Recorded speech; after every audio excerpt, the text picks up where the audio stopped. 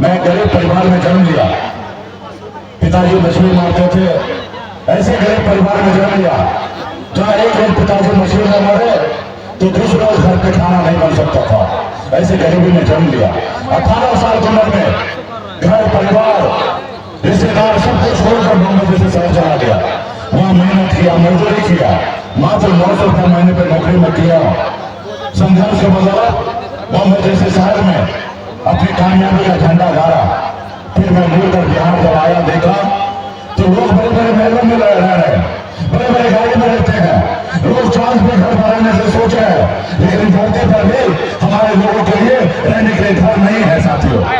उसके बाद मैंने बॉम्बे का ऐसे की जिंदगी को छोड़कर अपने बिहार में अपने समाज के हक अधिकार के लिए पिछले 10 सालों से मैं लड़ाई लड़ रहा हूं। और लड़ाई लड़ते लड़ते 2020 में संघर्ष के बदौलत हमने 4 विधायक बनाया था। संघर्ष के बदौलत हमने 4 विधायक बनाया, अपने दम पर बिहार में मंत्री बना, हमारे सहयोग से बिहार में सरकार बना। अगर हम समर्थन नहीं देते तो बिहार में मुख्यमंत्री नीतीश कुमार जी शपथ नहीं ले पाते और बिहार का मुख्यमंत्री नहीं बनते। हमने ये सब किया, लेकिन उन लोगों को पसंद नहीं आया। जिन अगले वक्ता के रूप में मैं आग्रह करता हूं वीआईपी पार्टी के संरक्षक आदरणीय श्री मुकेश सहनी जी को यहाँ और अपनी बात को रखें। मुकेश सहनी जिंदाबाद।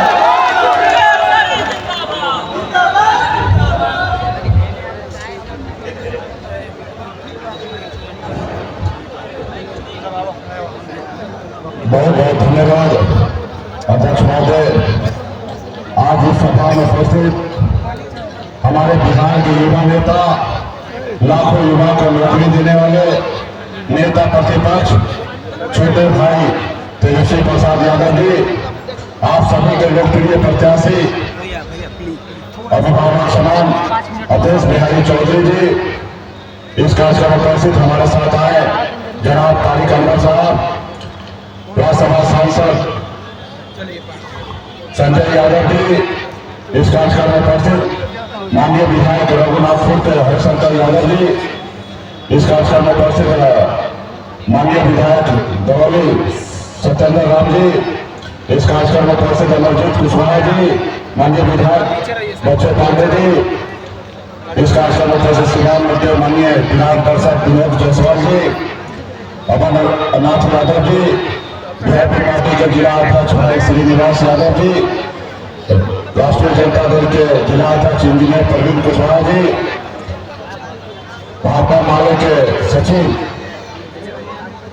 हंसराज जी, परशुराम सहनी जी जो एनवीएस के जिला अध्यक्ष है, सिंधु जी जो वीआईपी पार्टी के महिला अध्यक्ष है, प्रखंड अध्यक्ष वीआईपी पार्टी के प्रदीप चौहान जी, प्रखंड अध्यक्ष वीआईपी के मुकेश सहनी जी, भाजपा के प्रखंड अध्यक्ष अनिल यादव जी, सत्येंद्र राम जी, कांग्रेस के अध्यक्ष प्रखंड अध्यक्ष अभिषेक पांडे जी, वीआईपी पार्टी के नेता गणेश सहनी जी, हृदयानंद सहनी जी, वीआईपी पार्टी के नेता ध्रुव यादव जी, वीआईपी नेता संतोष सहनी जी, वीआईपी नेता श्याम बिंद जी, वीआईपी नेता मनोज जी, अफरोज सहनी जी, प्रेम जी, राजू शाह जी, श्री सहनी जी, सतीश सहनी जी और तमाम महागठबंधन के वरिष्ठ नेतागण मंच पर उपस्थित, इस सभा में उपस्थित बड़े संख्या में उपस्थित नौजवान साथी,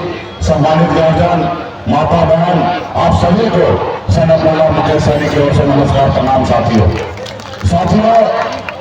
ये चुनाव का समय है। चुनाव तो ऐसे हर साल हर 5 साल में 2 बार चुनाव होता है, लेकिन ये चुनाव बहुत खास है। खास इसलिए क्योंकि देश का संविधान खतरे में है, हमारे देश का लोकतंत्र व्यवस्था खतरे में है। तो इसके लिए साथियों हमें मजबूती से लड़ाई लड़ने की आवश्यकता है। हमारे मुख्यमंत्री कभी इस देश को आजादी दिलाने के लिए 250 साल लगातार लड़ाई लड़े, तब जाके ये देश आजाद हुआ। साथियों, ये देश आपका है, ये देश हमारा है, ये देश किसी का जागीर नहीं है, ये देश आपका है। साथियों, हमारे पूर्वज ने 250 साल तक लड़ाई लड़ने के बाद आजाद हुआ। उसके बाद बाबा साहब भीमराव अम्बेडकर ने हमें एक संविधान बना के दिया, देश में लोकतंत्र व्यवस्था आया। आप हम जहाँ पे भी खड़े हैं, ये हमारे संविधान के दिया हुआ ताकत है।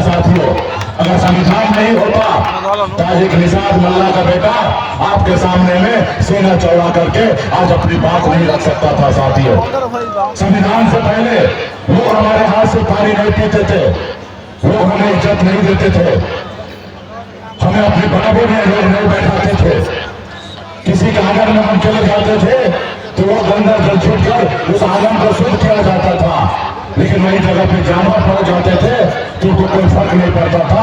आज गरीब पिछड़ा दलित ये समाज जो था संविधान से पहले वो इंसान के लायक नहीं था, लेकिन बाबा साहब भीमराव अम्बेडकर ने हमें इंसान बनाया, हमें मान सम्मान अधिकार दिलाया। तो इसलिए साथियों, आप सभी का हम सभी का फर्ज है कि इस देश में संविधान जो खतरे में है, लोकतंत्र जो खतरे में है, उसको हम सभी को बचाना है। साथियों, कैसे आप देखिए, मैं गरीब परिवार में जन्म लिया, पिताजी मछली मारते थे, ऐसे गरीब परिवार में जन्म लिया जहाँ एक दिन पिताजी मछली में मरे तो दूसरा घर पे खाना नहीं बन सकता था, ऐसे गरीबी में जन्म लिया। 18 साल की उम्र में घर परिवार रिश्तेदार सबको छोड़कर बॉम्बे जैसे शहर चला गया, वहां मेहनत किया, मजदूरी किया, मात्र 900 रुपये महीने पर नौकरी में किया। संघर्ष के बदौलत बॉम्बे जैसे शहर में अपनी कामयाबी का झंडा गाड़ा। फिर मैं मुड़कर बिहार जब आया, देखा तो लोग बड़े बड़े महलों में रह रहे हैं, बड़े बड़े गाड़ी में रहते हैं, लोग चांद पे घर बनाने से सोचे हैं, लेकिन धरती पर भी हमारे लोगों के लिए रहने के लिए घर नहीं है। साथियों, उसके बाद मैंने बॉम्बे का ऐशोआराम की जिंदगी को छोड़कर अपने बिहार में अपने समाज के हक अधिकार के लिए पिछले 10 सालों से मैं लड़ाई लड़ रहा हूं। और लड़ाई लड़ते लड़ते 2020 में संघर्ष के बदौलत हमने 4 विधायक बनाया था, संघर्ष के बदौलत हमने 4 विधायक बनाया, अपने दम पर बिहार में मंत्री बना, हमारे सहयोग से बिहार में सरकार बना। अगर हम समर्थन नहीं देते तो बिहार में मुख्यमंत्री नीतीश कुमार जी शपथ नहीं ले पाते और बिहार का मुख्यमंत्री नहीं बनते। हमने ये सब किया, लेकिन उन लोगों को पसंद नहीं आया जिन लोगों ने हमें हजारों सालों से अपने पैरों तले दबा के रखा था, उसको अच्छा नहीं लगा। उन्होंने देखा एक महिला का बेटा, अति पिछड़ा का बेटा बिहार में राजनीति कर रहा है, विधायक बना रहा है, इसका तो काम मछली मारना है, लेकिन ये विधायक बना रहा है, इसको रोको। उन्होंने साजिश के तहत हमारे विधायक को छोड़ दिया, हमें सरकार से बात कर दिया जो सरकार हमने बनाया था। तो साथियों, ये मोदी जी की सरकार जो है गरीब पिछड़े की सरकार नहीं है। अभी मोदी जी को मैंने आईना दिखाया था, कुछ बात ऐसा रखा जो मोदी जी को बुरा लग गया और उन्होंने हमारा सुरक्षा वापस कर दिया।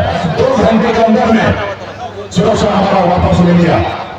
आज वो मल्ला का बेटा को जिंदा देखना नहीं चाहता है, उनको मरवाना चाहता है। तो हम सर उठा के अपनी बात रखे, वो नहीं चाहता है कि हम गरीब पिछड़ा दलित का हक अधिकार की बात हम मन से करें। तो इसलिए साथियों, ये देश में लोकतंत्र व्यवस्था नहीं है। बनी हुई सरकार को गिरा देते हैं, बड़े विधायक को खरीद लेते हैं, तो ये कहीं ना कहीं जनता का अपमान है। साथियों, तो मैं मोदी जी को अपने मन से कहना चाहता हूं कि मोदी जी, मैं आपका विरोधी नहीं हूं, मैं आपका तीसरा हाथ हूं। जो आपको नहीं दिखाया गया कि गरीब समाज में बच्चे इलाज के अभाव में मर रहा, वही मैं आपको बताने के लिए आया हूं। हम आपका विरोधी नहीं है, जो आप वादा किए वही बात बताने के लिए मैं आया हूं। मैं जनता का आवाज हूं, मैं आपका विरोधी नहीं हूं। बताइए, मोदी जी आए थे, उन्होंने कहा था कि देश के सभी लोगों को मैं अच्छे दिन लाऊंगा। क्या आपके अच्छे दिन आए? क्या आपके अच्छे दिन आए? मोदी जी ने कहा कि हम सरकार में आने के बाद हर साल 2 करोड़ नौकरी देंगे लोगों को। क्या आपको नौकरी मिला? मोदी जी ने कहा कि हम किसान भाई को दोगुनी कर देंगे। क्या हमारे किसान भाई के आमदनी दोगुना हुआ? उन्होंने कहा गरीब का पक्का मकान बना के देंगे। तो क्या गरीब भाई को पक्का मकान बना? नहीं बना। तो बताइए, मैं अगर ये बात कह रहा हूं तो मोदी जी को तकलीफ हो रहा है? अरे भाई, ये हम नहीं कह रहे। 2014 में मोदी जी ने ये देश की जनता से वादा किया, उन्होंने कहा कि हम आपके अच्छे दिन आएंगे, लेकिन हम 10 साल उनका इंतजार कर रहे हैं। साथियों, बाबा साहब भीमराव अम्बेडकर ने बहुत सोच समझकर संविधान में नेता के लिए सिर्फ 5 साल का समय रखा। इसलिए समय 5 साल का रखा कि अगर नेता जो वादा करे वो नेता अपना टाइम पे वादा पूरा करे। अगर वादा पूरा नहीं करेंगे तो ये जनता जो है उस नेता को बदलने का काम करेगा। साथियों, जनता जो है वो मालिक है, नेता मालिक नहीं है, जनता मालिक है। लेकिन आपने एक बार उसको मौका दिया, दूसरी बार मौका दिया, लेकिन अभी तीसरी बार का समय है। साथियों, आपको सोचना है, समझना है। इस संसार में 3 तरह के लोग होते हैं। एक वो लोग जो अडानी अंबानी बड़े पैसे वाले होते हैं, जिसके देश के गरीब से, किसान से, नौजवान से कोई लेना देना नहीं है। एक दूसरा वो जो रात को क्या खाएंगे, कल क्या खाएंगे, उसके लिए परेशान रहता है। केला के सामान बेचते हैं, मछली मारते हैं, वो कल क्या खाएंगे उसका फिक्र करते हैं। और तीसरा आप जैसे युवा, आप जैसे लोग जो नेता की बात को सुनने के लिए आते हैं और सुनते हैं, समझते हैं। तो इसलिए साथियों, आपके पास सोचने, सुनने, समझने का, सोचने का शक्ति है। आप गर्दन कीजिए, अपने दिल पे हाथ दीजिए और सोचिए कि जो मोदी जी ने जो वादा किया वो 5 साल में पूरा नहीं कर पाया, 10 साल में पूरा नहीं कर पाया, तो अब क्या पूरा करेंगे? उन्होंने 10 करोड़ हर साल 2 करोड़, यानी कि 10 साल में 20 करोड़ नौकरी की बात की थी। 20 करोड़ में 20 लाख भी नौकरी नहीं दिए, 20 लाख छोड़िए 10 लाख नौकरी भी नहीं दिए। आप बताइए, जो आदमी 1% का आधे % भी काम ना करे, क्या उनको लाने की आवश्यकता है? उनको कोई लाने की आवश्यकता नहीं है। साथियों, आज मोदी जी 75 साल की उम्र हो गए, अभी देश के लोगों से मौका मांग रहे। लेकिन वहीं पे अग्निवीर योजना लाए थे, उसमें 18 साल चाहिए और 22 साल में रिटायर हो जाइए। अब बताइए, 75 साल के बुजुर्ग देश में मौका मांग रहे और हमारे देश के युवा को 18 साल में आएंगे और 22 साल में रिटायरमेंट कराएंगे। तो इसलिए साथियों, आप लोग समझिए और मजबूती से हमारे यहाँ के लोकप्रिय प्रत्याशी अवध बिहारी चौधरी जी हैं, राष्ट्रीय लोक जनता दल के द्वारा प्रत्याशी बने हैं। आप उनको हमारे मतों से विजय कराइए। आपके हक अधिकार के लड़ाई लड़ाएंगे। साथियों, ये बहुत बड़ी लड़ाई है। ये कोई एक व्यक्ति की लड़ाई नहीं है, ये देश की लड़ाई है, ये मुल्क को बचाने की लड़ाई है। तो इसलिए साथियों, हर एक व्यक्ति मजबूती से 2 धारा की लड़ाई है। आप एक धारा में हम लोग हैं, एक धारा में मोदी जी है। हमारे धारा को साथ आइए, पूरे देश में हम लोग इनको टक्कर दे रहे हैं। तो इसलिए साथियों, आप लोगों को सोचना है। अब मोदी जी आए थे, कह रहे थे हम झोला उठा के निकल जाएंगे। तो देश की जनता से मैं आग्रह करता हूँ, जब मोदी जी झोला लेके जाए तो झोला को चेक करना जरूरी है। आज देश का एक युवा, एक नौजवान सोशल मीडिया पे एक ही सवाल कर रहे हैं कि मोदी जी जब झोला लेके जाए तो झोला में चेक कीजिएगा कि उसमें क्या क्या लेके जा रहे हैं। ऐसे मोदी जी को नहीं छोड़ना। और आप लोगों से एक और आग्रह करता हूँ, मोदी जी के बहुत सारे नेता आपके गांव में, आपके टोला में, आपके मोहल्ला में आएंगे और आपसे वोट मांगने के आएंगे। उसको कुर्सी पे बैठाइएगा, चाय भी पिलाइएगा, नाश्ता भी खिलाइएगा, लेकिन जब तक 15 लाख रुपए ना दे दे तब तक उनको छोड़िएगा नहीं, उनको बैठा के रखिएगा। इसलिए उनको कहिएगा कि आपने मोदी जी ने जो वादा किए थे, क्योंकि पिछले बार भी आपने वोट मांगे थे और इस बार भी आपने वोट मांगने के लिए आए। अब मोदी जी जो वादा किए थे 15 लाख रुपया, वो अभी तक मिला नहीं है।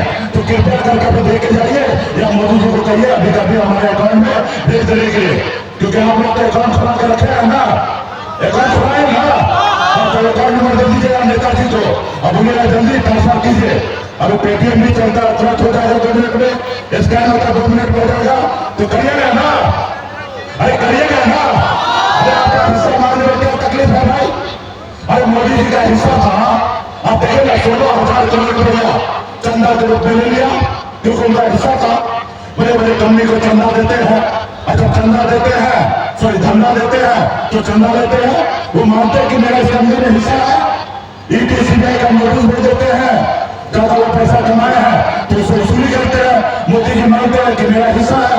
तो इसी तरीके से आपके प्रधानमंत्री जी ने आपसे वादा किया, तो आपका फर्ज बनता है कि उसे वसूली करने का। साथियों, बहुत बहुत धन्यवाद तमाम यहाँ पे सभी नेतागण को, बहुत बहुत धन्यवाद, बहुत बहुत धन्यवाद। और बहुत ही आदर और सम्मान के साथ मैं आग्रह करूंगा, गरीबों, पिछड़ों, शोषितों, वंचितों के मसीहा, रोजगार मसीहा, हम सभी युवा दिलों की धड़कन